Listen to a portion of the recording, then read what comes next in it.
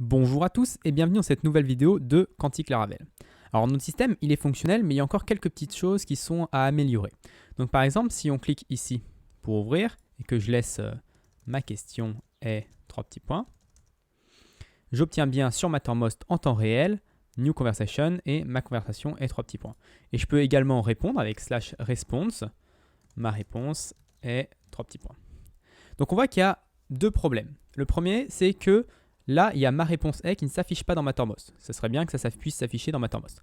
Le deuxième, c'est que quand j'envoie un message, ma question est, et bah, ça marque que c'est Thibaut qui a écrit, alors que ce serait mieux que ce soit écrit visiteur avec un petit icône sympathique. Et puis, quand j'écris moi, ma réponse est, que là, cette fois-ci, ça marque Thibaut. Donc, dans cette vidéo, on va faire ça, on va voir comment un petit peu améliorer tout ça. Donc, la première chose à faire, c'est afficher ma réponse est sur Mattermost. Donc, pour faire ça, les slash commandes qu'on a utilisées, et bah, on peut retourner un résultat. Donc, Mattermost nous envoie ce contenu-là. Et nous, on peut lui return un JSON avec des informations pour afficher quelque chose en retour. Donc, on peut dire response type égale in-channel et text égale quelque chose et ça va afficher ça dans Mattermost. Donc, moi, j'ai tout de suite faire ça dans mon Sublime Text. Je vais aller dans root web.php. Et là où on récupère la réponse, donc dans /response, après avoir broadcast le message, on va return un tableau, enfin du JSON à Mattermost. Donc on va dire que response type c'est in channel pour répondre dans le même channel. Donc c'est bien response type in channel et on a la clé texte également. Donc là pour la clé texte, je vais tout simplement mettre le texte qu'on a envoyé. Donc ça va nous remettre le texte, ça va nous afficher le texte qu'on a envoyé dans Mattermost, dans le même channel.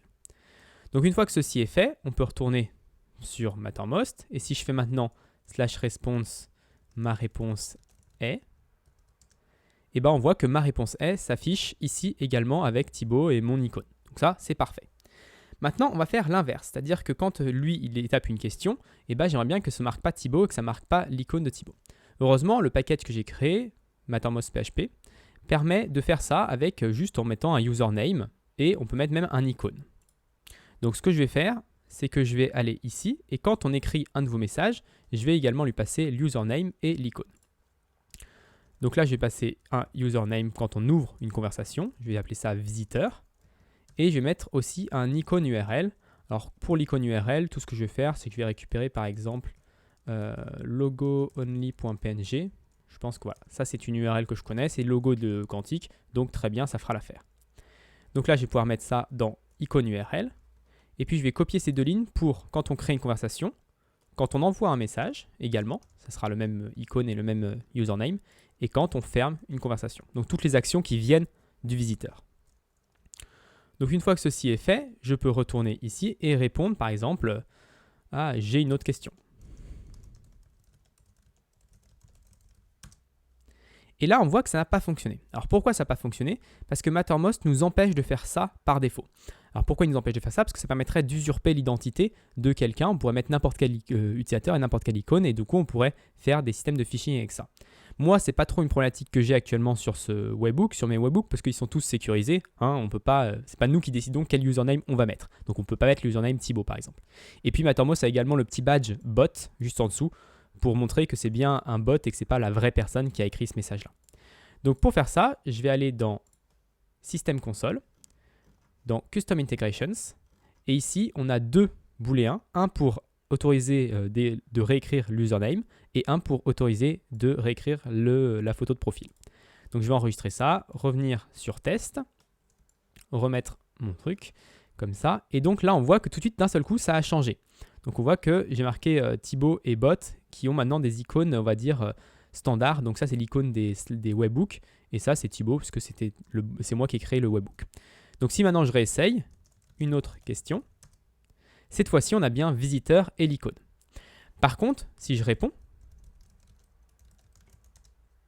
on voit que cette fois-ci j'ai perdu mon icône. Alors c'est problématique, j'aurais bien aimé pouvoir garder mon icône.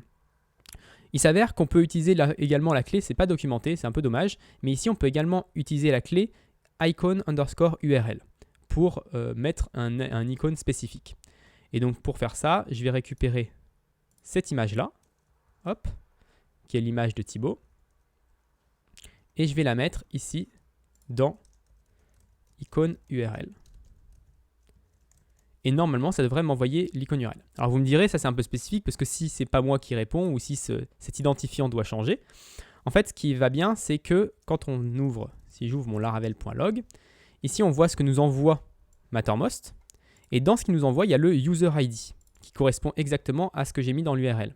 Donc ce que je peux faire ici, c'est que je peux faire tac tac, concaténer request user ID. Et donc comme ça, on va afficher l'icône de l'utilisateur qui a répondu. Donc si c'est moi qui réponds, ça sera mon icône. Si c'est quelqu'un d'autre, ça affichera l'icône de quelqu'un d'autre. Donc là, comme ça, on est garanti que ce soit le bon icône et qu'on voit bien que c'est moi qui ai répondu. Donc maintenant, si je reviens ici et que je tape /response une réponse, cette fois-ci, on a bien mon icône qui est revenue. Et donc là, on peut refaire merci beaucoup. Et on a bien visiteur, et si je ferme, on a bien également visiteur qui a fermé la conversation. Donc ça c'est parfait. Maintenant, visiteur c'est un petit peu de terme générique et on pourra avoir plusieurs personnes qui contactent l'assistance en même temps sur différents ordinateurs. Et donc moi j'aimerais bien avoir un username unique par personne. Et en plus il faut que ce username il soit unique mais qu'il ne change pas quand la personne elle reparle plus tard, elle change de page, elle revient, elle nous reparle, elle nous repose une question. Il faut que ce soit toujours le même username. Et pour faire ça, rien de plus simple que d'utiliser les sessions. On peut enregistrer en session l'username qu'on lui a attribué et ensuite toujours réutiliser le même. Donc je vais tout de suite créer une nouvelle fonction. Alors je vais la créer ici. Pour le moment, c'est vraiment un POC, c'est vraiment un proof of concept. J'ai pas envie de m'embêter avec des contrôleurs, pas envie de m'embêter avec des fonctions, des trucs un peu compliqués. Donc je fais tout un peu dans mon web.php et ensuite je pourrais reprendre le code et bien le structurer. Donc là, je vais créer une fonction qui s'appelle getUsername. Et dans cette fonction, je vais dire return session. Et là, je vais être helpdesk username, par exemple, pour avoir quelque chose de pas trop générique et qui ne puisse pas rentrer en collision avec d'autres sessions. Donc une fois que ceci est fait, il faut aussi que si cette session n'existe pas, il faut que je crée la première fois le username de la personne. Donc là, je vais mettre si la session n'a pas helpdesk username, et ben je vais faire session put helpdesk username, et là, je vais créer le username unique. Donc je vais faire visiteur. Et pour le moment, je vais juste me contenter de faire un strrandom de 3. Voilà. Ce n'est pas forcément unique, mais en tout cas, ça fera l'affaire pour déjà tester les premières fois. Donc, si la session n'a pas de username, j'en crée un. Et enfin, je return le username.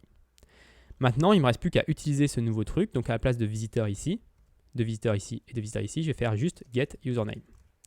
Et donc, cette fonction-là va faire le travail de vérifier si la session existe ou pas. Donc maintenant, si je reviens ici pour un test un peu final, eh ben, je clique, ça m'ouvre et on voit visiteur HIJ. Je pose ma question. En temps réel, c'est toujours la même chose, c'est toujours visiteur HIJ. Ensuite, ici, je peux faire une réponse. Et puis là, je peux faire merci, c'est toujours visiteur HIJ et je peux fermer visiteur HIJ. Donc voilà pour cette vidéo, j'espère qu'elle vous a plu. Si elle vous a plu, n'hésitez pas à vous abonner et à la partager. Et moi, je vous donne rendez-vous la semaine prochaine pour une autre vidéo de Quantique Laravel.